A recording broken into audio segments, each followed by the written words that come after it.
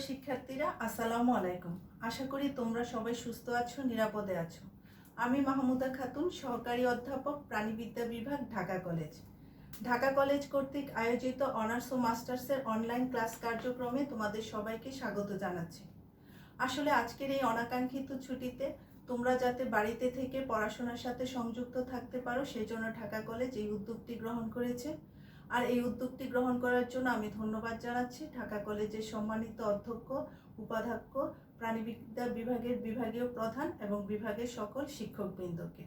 আজ আমি honours third ইয়ারে 304 কোডের মলিকুলার বায়োলজির একটি টপিক নিয়ে তোমাদের সামনে হাজির হয়েছি। আমাদের আজকের topic nucleic acid structure and function. আসলে নিউক্লিয়িক অ্যাসিডের মেইন স্ট্রাকচারে যাওয়ার আগে আমাদের প্রথমে জানতে হবে নিউক্লিয়িক অ্যাসিড কি। নিউক্লিয়িক অ্যাসিড যে কোনো বায়োলজিক্যাল অর্গানিজমের জন্য একটি এসেনশিয়াল কম্পোনেন্ট। কিভাবে এসেনশিয়াল একটি ছোট্ট উদাহরণের সাহায্যে বলি। আজ বিশ্বব্যাপী আমরা যে মহামারীতে আক্রান্ত তার কারণ একটি ক্ষুদ্র ভাইরাস। এই ভাইরাসটির দেহে একটি কোষও নেই, আছে কি আছে আরএনএ, অর্থাৎ ভাইরাসটির নিউক্লিয়িক অ্যাসিড এবং তার চারপাশে এরকম কিছু প্রোটিনের আবরণ। এই ভাইরাসটি যখন আমাদের দেহে প্রবেশ করে তখন সে এই নিউক্লিয়িক অ্যাসিডের মাধ্যমে আমাদের দেহের বিভিন্ন উপাদান ব্যবহার করে অনেক বংশবৃদ্ধি করে এবং আমাদের আক্রান্ত করে চলছে। তাহলে আমরা সহজেই বুঝতে পারলাম যে এই নিউক্লিয়িক অ্যাসিডটি ভাইরাসটির অস্তিত্ব রক্ষার জন্য কতটা অপরিহার্য। আমরা অবশ্য চাই না যে এই ভাইরাসটি টিকে থাক, এর জন্য বিজ্ঞানীরা এই ভাইরাসটির নিউক্লিয়িক অ্যাসিড অর্থাৎ এর জেনেটিক কোড, জিনোম সিকোয়েন্স নিয়ে অনেক কাজ করছেন, আমরা আশাবাদী। নিউক্লিয়িক অ্যাসিডকে বলা হয় ম্যাক্রোমলিকুলস, যার অর্থ বৃহৎ অণু, অর্থাৎ এর যে মলিকুলার ওয়েট বা আণবিক ওজন সেটা দেহের অন্যান্য অণু অপেক্ষা অনেক বেশি।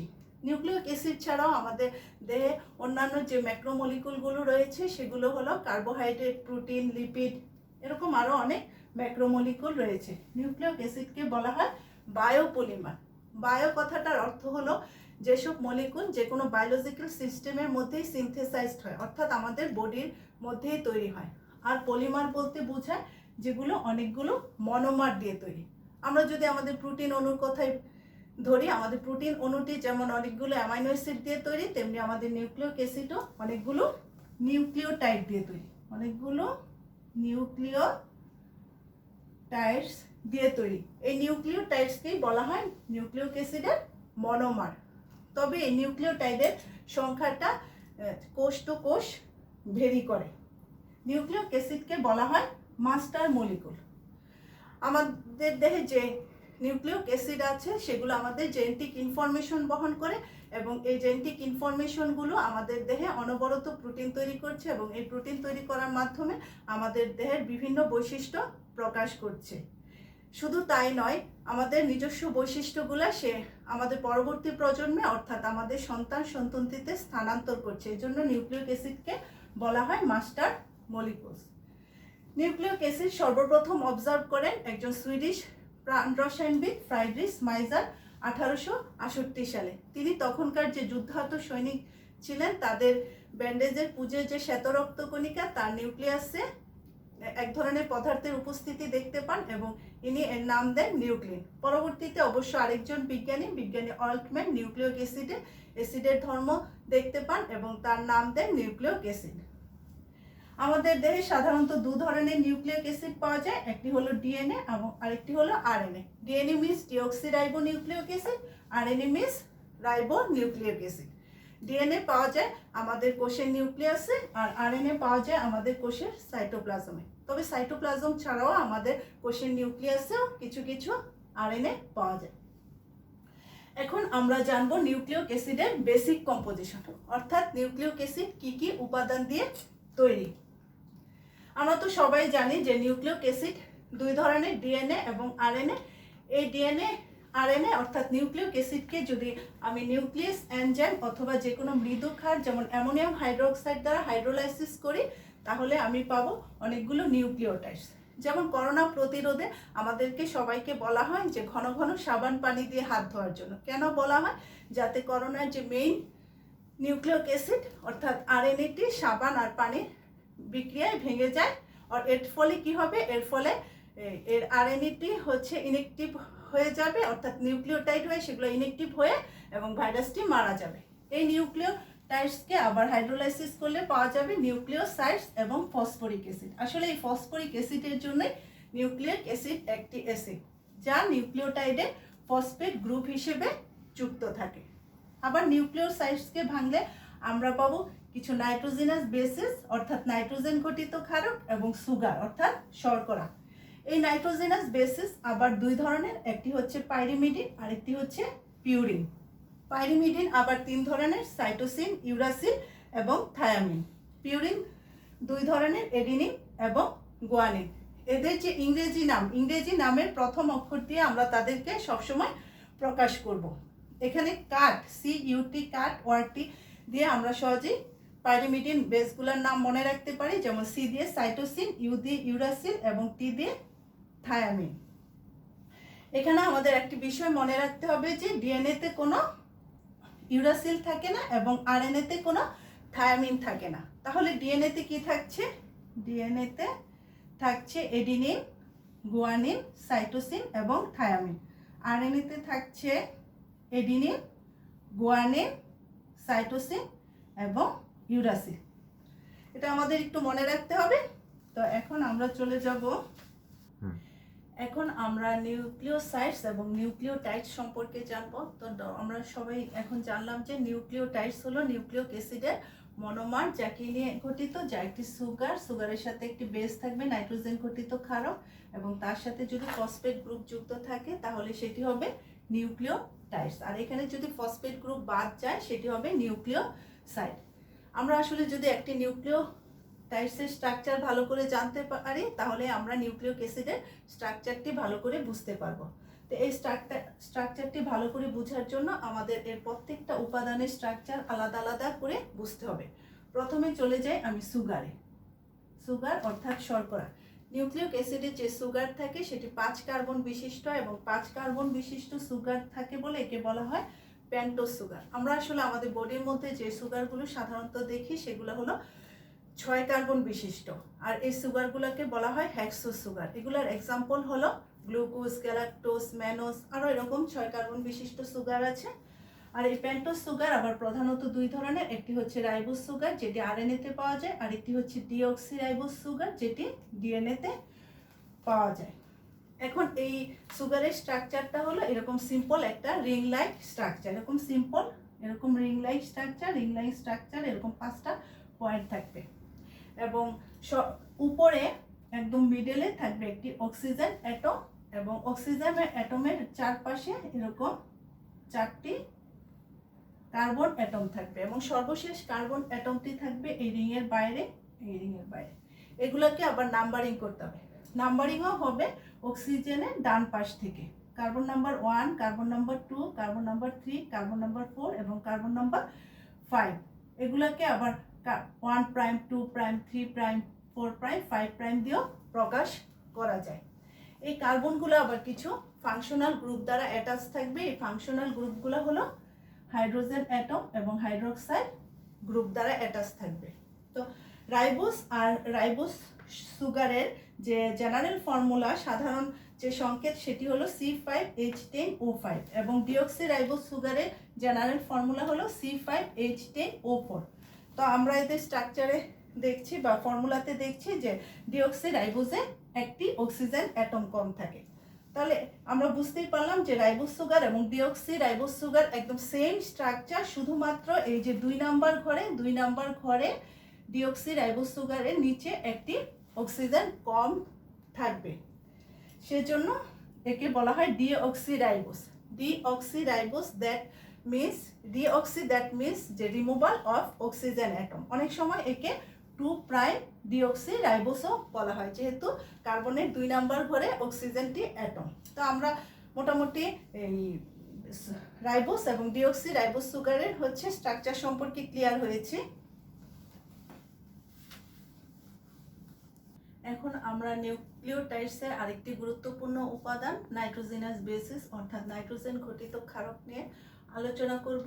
নাইট্রোজেন ঘটিত ক্ষারকগুলো আসলে এরকম ক্ষারক যেখানে কার্বন, হাইড্রোজেন থাকে এবং তাদের সাথে হচ্ছে বিভিন্ন অ্যামাউন্টে হচ্ছে নাইট্রোজেন থাকে। এই নাইট্রোজেনাস ক্ষারক আবার দুই ধরনের, একটি হচ্ছে পাইরিমিডিন আর একটি হচ্ছে পিউরিন। পাইরিমিডিন হচ্ছে সিম্পলি হচ্ছে সিঙ্গেল রিং লাইক স্ট্রাকচার, আর পিউরিন হচ্ছে ডাবল রিং লাইক স্ট্রাকচার। অর্থাৎ পাইরিমিডিনে থাকবে একটি বলয় আর পিউরিনে থাকবে দুইটি বলয়। এইটাকে আবার হচ্ছে পাইরিমিডিনটা হচ্ছে অনেকটা বেনজিনের মতো স্ট্রাকচার, যাকে আমরা হচ্ছে সাইক্লোহেক্সেনও বলতে পারি। আর পিউরিন তো সাইক্লোহেক্সেন পাইরিমিডিনের মতো একটা থাকবে, তার সাথে একটি সাইক্লোপেন্টেন যুক্ত হবে। সাইক্লোহেক্সেন মানে এর মধ্যে 6টা বাহু থাকবে, এরকম 6টা পয়েন্ট থাকবে। পাইরিমিডিনের যে জেনারেল ফর্মুলা সেটি হলো C4H4 এবং N2। এখানে যে কার্বনের 4টি এবং হচ্ছে নাইট্রোজেনের 2টি অ্যাটম এই বেনজিনের স্ট্রাকচারের প্রত্যেকটা পয়েন্টে যুক্ত থাকবে। এখানে নাইট্রোজেন এবং বাকি 4টা ঘরে 4টি কার্বন অ্যাটম থাকবে, আর বাকি ঘরগুলোতে আমার হাইড্রোজেন অ্যাটম থাকবে। আর পিউরিনের ক্ষেত্রে পিউরিনের যে জেনারেল ফর্মুলা সেটি হচ্ছে C5H4N4। অর্থাৎ আমরা দেখছি যে পিউরিনে 2টি নাইট্রোজেন অ্যাটম বেশি থাকছে এবং একটি কার্বন অ্যাটম বেশি থাকছে, এবং এই 2টি আর একটি নাইট্রোজেন অ্যাটম যে এক্সট্রা স্ট্রাকচারটা তার সাথে যোগ হয়েছে তাতে উপস্থিত থাকবে। এখানে একটি নাইট্রোজেন, এখানে একটি নাইট্রোজেন এবং এখানে একটি কার্বন অ্যাটম যুক্ত থাকে। এই পিউরিন এবং পাইরিমিডিনকে আবার নাম্বারিং করতে হবে। পাইরিমিডিনের ক্ষেত্রে নাম্বারিং শুরু হবে এই যে নিচের নাইট্রোজেন থেকে শুরু হয়ে উপরের দিকে যাবে 1 2 3 4 5 6, অর্থাৎ এর নাম্বার হবে ক্লকওয়াইজ ডিরেকশনে। আর পিউরিনের ক্ষেত্রে নাম্বারিং শুরু হবে এই উপরের নাইট্রোজেন থেকে সে নিচের দিকে আসবে 1 2 3 4 5 6।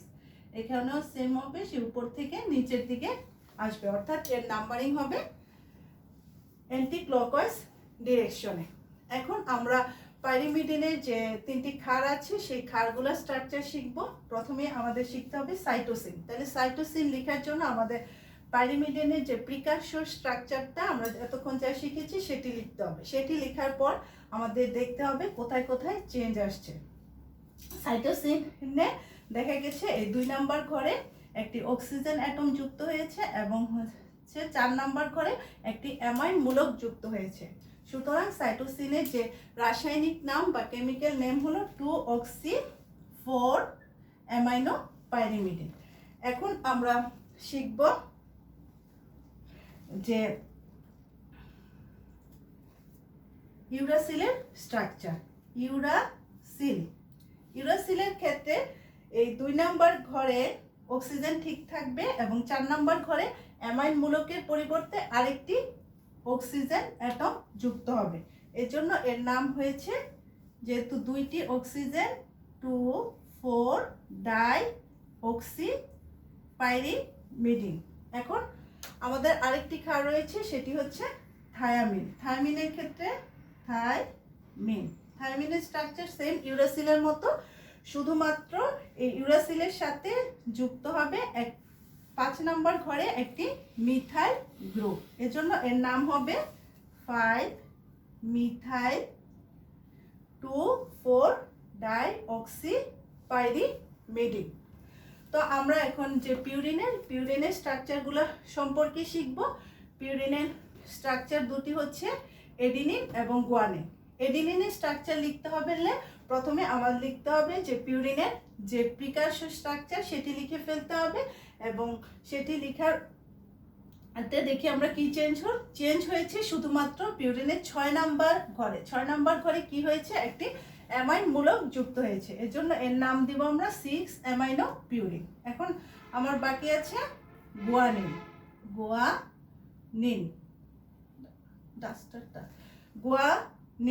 গুয়ানিনের ক্ষেত্রে এই 6 নাম্বার ঘরের অ্যামাইন মূলকটা আমার 2 নাম্বার ঘরে চলে আসবে এবং 6 নাম্বার ঘরটিও খালি থাকবে না, এবং 6 নাম্বার ঘরটিতে একটি অক্সিজেন অ্যাটম যুক্ত হবে। তাহলে এর নাম হবে 2,2-অ্যামাইনো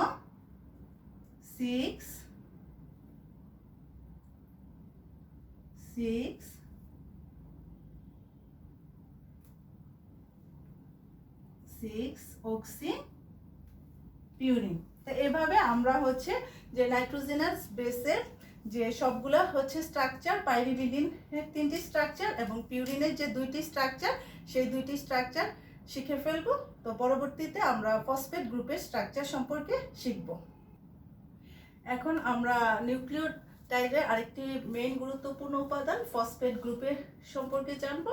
ফসফেট গ্রুপ এরকম একটি স্ট্রাকচার যেখানে অবশ্যই একটি ফসফেট অ্যাটম থাকবে, যেটি হচ্ছে মাঝ মিডলে থাকবে এবং এর ফসফেট গ্রুপটি চারপাশে 4টি অক্সিজেন অ্যাটম থাকবে এবং এই 4টি অক্সিজেন অ্যাটম নেগেটিভলি চার্জ থাকবে এবং তারা হাইলি আয়োনাইজড থাকবে।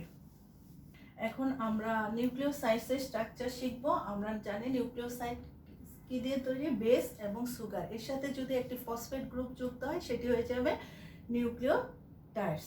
তাহলে আমরা হচ্ছে বেসের স্ট্রাকচারও শিখেছি, সুগারের স্ট্রাকচারও শিখেছি। এখন আমরা শুধু দেখব যে তারা কিভাবে সংযুক্ত থাকে। এই যে ধরো এটি একটি সুগার এবং এই সুগারটি হচ্ছে রাইবোজ সুগার এবং তার সাথে একটি বেস যুক্ত হবে, সেটি হচ্ছে পাইরিমিডিন বেস সাইটোসিন। এখন তারা কিভাবে যুক্ত হবে? যুক্ত হওয়ার একটা নিয়ম আছে। এই যে সুগারের যে 1 নাম্বার কার্বন, এই 1 নাম্বার কার্বনের সাথে পাইরিমিডিনের ক্ষেত্রে পাইরিমিডিনের 1 নাম্বার নাইট্রোজেন যুক্ত হয়ে তারা একটি বন্ধন তৈরি করবে, তাকে বলা হবে গ্লাইকোসাইডিক বন্ড। আর ধরো এই সুগার ঠিকই থাকলো, সেটি রাইবোজ সুগার এবং এই ক্ষারটি যদি এখন পাইরিমিডিন না হয়ে পিউরিন ক্ষার হয়, অর্থাৎ ধরো এই ক্ষারটি এডিনিন, তাহলে কি হবে? তাহলে এই সুগারের 1 নম্বর কার্বন ঠিক থাকবে, কিন্তু হচ্ছে নাইট্রোজেনের ক্ষেত্রে সে নাইট্রোজেনের 9 নম্বর নাইট্রোজেনের সাথে যুক্ত হয়ে গ্লাইকোসাইডিক বন্ধন তৈরি করবে। তাহলে আমরা দেখলাম যে বেস আর সুগারের ক্ষেত্রে তাদের সম্পর্কটা হবে, সুগারের ক্ষেত্রে কার্বন নাম্বার 1 দুইটার ক্ষেত্রে একই থাকবে, আর বেসের ক্ষেত্রে পাইরিমিডিনের ক্ষেত্রে যাবে নাইট্রোজেন নাম্বার 1 আর পিউরিনের ক্ষেত্রে হবে নাইট্রোজেন নাম্বার 9। এভাবে তারা যুক্ত হবে। এখন আমি বলতে হবে গ্লাইকোসাইডিক বন্ড কি। আসলে গ্লাইকোসাইডিক বন্ড এমন একটি বন্ধন যেখানে কার্বোহাইড্রেট অন্য যে কোনো মলিকুলের সাথে বন্ধন তৈরি করে। এটি হতে পারে কার্বোহাইড্রেট উইথ কার্বোহাইড্রেট অথবা কার্বোহাইড্রেট উইথ আদার মলিকুল। এখন আমরা এদের একটু নামকরণ সম্পর্কে জানব। যদি সুগারটি রাইবোজ হয় এবং তার ক্ষারটি হয় এডিনিন, তাহলে তার নাম হবে এডিনোসাইন। আর সুগারটি যদি রাইবোজ হয় এবং তার ক্ষারটি হয় গুয়ানিন, তাহলে তার নাম হবে গুয়ানোসাইন। আর যদি এটি শুধু পিউরিন ক্ষারের ক্ষেত্রে, এখন যদি এটি পিউরিন না হয় পাইরিমিডিন হয়, সুগারটি রাইবোজ সুগার এবং ক্ষারটি সাইটোসিন, তাহলে তার নামকরণ হবে, অর্থাৎ নিউক্লিওসাইডসের নামটি হবে সাইটিডিন। সুগারটি রাইবোজ এবং ক্ষারটি ইউরাসিন, নামকরণ হবে ইউরিডিন। সুগারটি রাইবোজ এবং ক্ষারটি থাইমিন, তাহলে তার নাম হবে থাইমিডিন। এখানে তোমাদের একটি জিনিস মনে রাখতে হবে যে পিউরিনের ক্ষেত্রে একটা কমন নেম ওসাইন এবং পাইরিমিডিনের ক্ষেত্রে আরেকটি কমন নেম ডাইন হচ্ছে যুক্ত হয়। এখন তোমাদের কোশ্চেন জাগতে পারে যে সুগারটি যদি রাইবোজ না হয় ডিঅক্সি রাইবোজ হয়, অর্থাৎ ডিএনএ সুগার হয়, তাহলে কি হবে? তাহলে আর কিছুই হবে না। ধরো এটি হচ্ছে DNA sugar deoxy ribose sugar, অর্থাৎ এতে একটি অক্সিজেন কম, তাহলে তার নাম আর কিছু হবে না, নামের আগে একটি ডিঅক্সি যুক্ত হবে, ডিঅক্সিসাইটিডিন। এরকম ক্ষেত্রে পিউরিন ক্ষারের ক্ষেত্রেও এটি হচ্ছে একটি ডিঅক্সি রাইবোজ সুগার, সেক্ষেত্রে তার নামের আগে একটি ডিঅক্সি যুক্ত হবে, ডিঅক্সি এডিনোসাইন। এখন আমরা নিউক্লিওটাইডসের স্ট্রাকচার সম্পর্কে জানবো। তো নিউক্লিওসাইডসের সাথে আমরা যদি ফসফেট গ্রুপ যুক্ত করি তাহলে সেটি হবে নিউক্লিওটাইডস। আমরা তো এতক্ষণ নিউক্লিওসাইডসের স্ট্রাকচার শিখলাম, যেটি হলো আমার সুগারের সাথে ফসফেট বেজের সংযোগ থাকবে এবং কিভাবে থাকবে, সুগারের 1 নাম্বার কার্বনের সাথে, আর পাইরিমিডিনের জন্য থাকবে পাইরিমিডিনের ক্ষেত্রে 1 নাম্বার নাইট্রোজেন আর পিউরিনের ক্ষেত্রে সেটা হবে 9 নাম্বার নাইট্রোজেন। এখন এই নিউক্লিওসাইডের সাথে ফসফেট গ্রুপ যুক্ত হবে এবং ফসফেট গ্রুপটি কিভাবে যুক্ত হবে, সেটি হবে এই যে সুগারের যে 5 নাম্বার কার্বন আছে, সেই 5 নাম্বার কার্বনের সাথে আমার ফসফেট গ্রুপটি যুক্ত হবে এবং যে বন্ধন দ্বারা 5 নাম্বার কার্বনের সাথে সুগারটি যুক্ত হয়, 5 নাম্বার কার্বনে সুগারের 5 নাম্বার কার্বনের সাথে ফসফেট গ্রুপটি যুক্ত হয়, সেটি হচ্ছে এস্টার বন্ড, যেটি একটি কোভ্যালেন্ট বন্ড। যদি এর সাথে নাম তো আমরা জানি এডিনোসিন, এর সাথে যদি একটি ফসফেট গ্রুপ যুক্ত হয় তাহলে তার নাম হবে এএমপি অর্থাৎ এডিনোসিন মনোফসফেট। এখন এর সাথে যদি আবার দুইটি ফসফেট গ্রুপ যুক্ত হয় তাহলে তার নাম হবে এডিপি অর্থাৎ এডিনোসিন ডাইফসফেট। এখন এর সাথে আবার তিনটি ফসফেট যুক্ত হতে পারে, তিনটি ফসফেট যুক্ত হলে তার নাম হবে এটিপি অর্থাৎ এডিনোসিন ট্রাইফসফেট। আর এখানে যদি সেই সুগারটি রাইবোজ না হয়ে ডিঅক্সি রাইবোজ হয়ে থাকে তাহলে তার নামের আগে শুধুমাত্র ডিঅক্সি কথাটি চলে আসবে অর্থাৎ ডিঅক্সি এএমপি, ডিঅক্সি এডিপি এবং ডিঅক্সি এটিপি। অনেক সময় তোমাদের বইয়ে তোমরা দেখবা যে এর আগে আসলে 5 প্রাইম কথাটি অনেক সময় লেখা থাকে। আসলে যে সুগারের 5 নাম্বার কার্বনের সাথে যেহেতু ফসফেট গ্রুপ যুক্ত হয় সেজন্য এখানে অনেক সময় 5 প্রাইম এএমপি অথবা 5 প্রাইম ডিঅক্সি এএমপি লেখা থাকে। তাহলে এই তো আমাদের নিউক্লিওটাইডস সম্পর্কে আমরা মোটামুটি ক্লিয়ার হয়ে গেলাম। এখন আমরা নিউক্লিওটাইডসের টাইপ সম্পর্কে জানবো। আমাদের নিউক্লিওটাইডস আসলে তিন রকমের, একটি হচ্ছে মনোনিউক্লিওটাইডস, ডাইনিউক্লিওটাইডস এবং পলিনিউক্লিওটাইডস। মনো কথাটির এক অর্থ হলো একটি, যখন একটি সুগার একটি বেস এবং তার সাথে ফসফেট গ্রুপ যুক্ত হবে সেটি হবে মনোনিউক্লিওটাইড। আমরা আসলে এতক্ষণ যে স্ট্রাকচারগুলো শিখেছি সবগুলাই মনোনিউক্লিওটাইডের এক্সাম্পল এবং এদের এক্সাম্পল হতে পারে এএমপি, এটিপি, জিটিপি এগুলা। আর ডাইনিউক্লিওটাইড কি, যখন দুইটা নিউক্লিওটাইড একসাথে যুক্ত হবে সেটি হবে ডাইনিউক্লিওটাইড। দেখো এটি হচ্ছে একটি নিউক্লিওটাইড যার স্ট্রাকচার আমরা শিখেছি, এটি হচ্ছে আরেকটি নিউক্লিওটাইড। এখন এই দুইটা নিউক্লিওটাইড যখন একসাথে যুক্ত হবে সেটি হবে ডাইনিউক্লিওটাইড। এবং কিভাবে যুক্ত থাকবে আমাকে এখানে সুগারের ক্ষেত্রে মনে রাখতে হবে 1 নাম্বার এবং 5 নাম্বার কার্বনটি খুবই ইম্পর্টেন্ট। 1 নাম্বারের সাথে আমার বেস যুক্ত হয় এবং 5 নাম্বারের সাথে আমার ফসফেট গ্রুপ যুক্ত হয়। এখানেও সেম আরেকটি নিউক্লিওটাইড। এখন এরা দুইজন কিভাবে যুক্ত হবে, এরা দুইজন আবার এই যে ফসফেট গ্রুপটি যেটি নিচের সুগারের যে ফসফেট গ্রুপটি সেটি আবার উপরের সুগারের 3 নাম্বার কার্বনের সাথে যুক্ত হয়ে ডাইনিউক্লিওটাইড তৈরি করবে। আর ডাইনিউক্লিওটাইডসের উদাহরণ হলো NAD, NADP. NAD means nicotinamide adenine dinucleotide, NADP মানে nicotinamide adenine dinucleotide phosphate. Polynucleotides কি, যখন এরকম অনেকগুলো নিউক্লিওটাইড একসাথে যুক্ত হবে সেটি হবে পলিনিউক্লিওটাইডস। আসলে আমাদের যে ডিএনএ এবং আরএনএ যেটি নিউক্লিয়িক অ্যাসিড সেটি হলো পলিনিউক্লিওটাইড। পলিনিউক্লিওটাইড এই যে একটি নিউক্লিওটাইড একটি এরকম অনেকগুলো নিউক্লিওটাইড যখন একসাথে যুক্ত হবে সেটি হবে পলিনিউক্লিওটাইড। এবং তারা কিভাবে যুক্ত হবে, তাদের যুক্ত হওয়ার পদ্ধতিও সেম।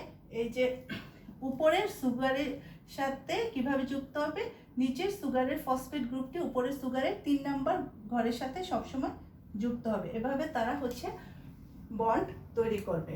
তো এটি যদি এক চেইন বিশিষ্ট হয় এরকম একটা স্ট্রাকচার হয় সেটি হবে আরএনএ স্ট্রাকচার।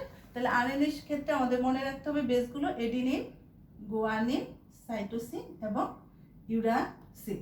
তো ডিএনএ ক্ষেত্রে কি হবে, ডিএনএ যেহেতু ডাবল হেলিক্স তাতে দুইটা চেন থাকবে, এরকম সেম আরেকটি চেন থাকবে কিন্তু সেটি হবে অপোজিট ডিরেকশনে। এবং ডিএনএ ক্ষেত্রে ইউরাসিল থাকবে না, তার পরিবর্তে থায়ামিন থাকবে। আমি যখন তোমাদের হচ্ছে ডিএনএ কেমিক্যাল এবং তার ভৌত গঠন ডিএনএ যখন ডাবল হেলিক্স মডেলটি পড়াবো তখন তোমরা এটি ডিএনএ স্ট্রাকচার এবং ফাংশন এবং বৈশিষ্ট্য এগুলো সম্পর্কে আরও বেশি ক্লিয়ার হয়ে যাবে।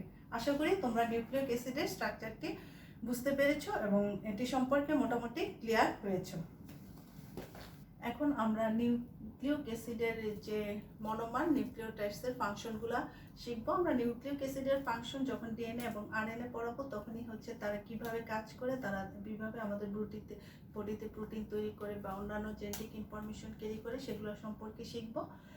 তো নিউক্লিওটাইডসগুলো আমাদের হচ্ছে বিল্ডিং ব্লকস অফ ডিএনএ এবং আরএনএ। আমাদের যে ডিএনএ এবং আরএনএ আছে সেগুলো হচ্ছে অনেকগুলো নিউক্লিওটাইড দিয়ে তৈরি। তাহলে আমরা সহজে বুঝতে পারলাম যে এই নিউক্লিওটাইডসগুলো ডিএনএ এবং আরএনএ কাঠামো তৈরি করে, অর্থাৎ তারা building blocks of DNA RNA. আমাদের একটি ইম্পর্টেন্ট নিউক্লিওটাইড আছে সেটি হচ্ছে ATP. ATP means adenosine triphosphate, যেটি আমাদের বডিতে এনার্জি বা শক্তির উৎস হিসেবে কাজ করে। একে আবার এনার্জি কারেন্সিও বলা হয়। আমাদের যে কোনো মেটাবলিক রিয়েকশনে এটি অনেক শক্তি সরবরাহ করে, বিশেষ করে আমাদের রেসপিরেশন, আমাদের হচ্ছে প্রোটিন সিনথেসিসে সে অনেক বেশি শক্তি সাপ্লাই দেয়। তারপর আছে জিটিপি, জিটিপি আরেকটি নিউক্লিওটাইড, গুয়ানোসিন ট্রাইফসফেট, যেটি প্রোটিন সিনথেসিসে ব্যবহৃত হয়।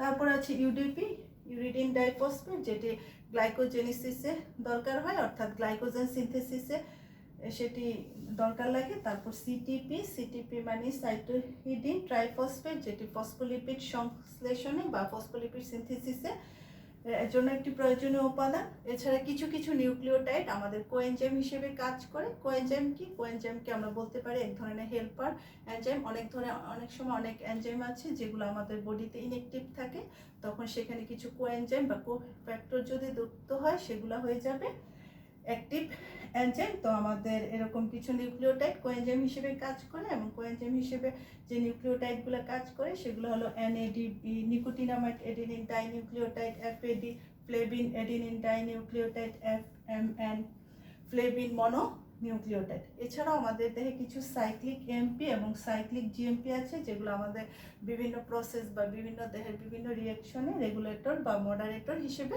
কাজ করে। এগুলো মোটামুটি আমার নিউক্লিওটাইডসের ফাংশন। তো আজ এই পর্যন্তই। তো আমি আশা করি আমি যতটুকু পড়িয়েছি তোমরা বোঝার চেষ্টা করবে এবং বাড়িতে এগুলোর হোমওয়ার্ক করার চেষ্টা করবে। বিশেষ করে পিউরিন, পাইরিমিডিন কাকে বলে, তারপর নিউক্লিওসাইড, নিউক্লিওটাইডের পার্থক্য কী এবং তাদের স্ট্রাকচার। যেমন আমি তোমাদের হয়তো একটি হোমওয়ার্ক দিলাম যে সিটিপি এর স্ট্রাকচার লিখো, অথবা জিটিপি এর সাধারণ সংকেত লিখো, অথবা ডিঅক্সি টিটিপি এর পূর্ণরূপ কি, এরকম অনেক কিছু আসতে পারে।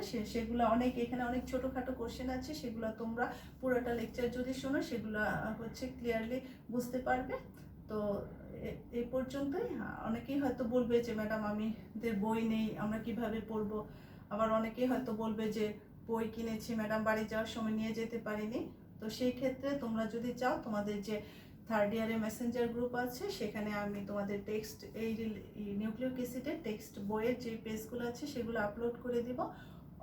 তাছাড়াও তোমরা ইন্টারনেটে নিউক্লিয়িক অ্যাসিড সম্পর্কে অনেক তথ্য পাবে, সেখান থেকেও দেখে নিতে পারবো। তো আশা করি তোমরা সবাই ভালো থাকবে, সুস্থ থাকবে এবং স্বাস্থ্যবিধি মেনে চলবে। ধন্যবাদ সবাইকে।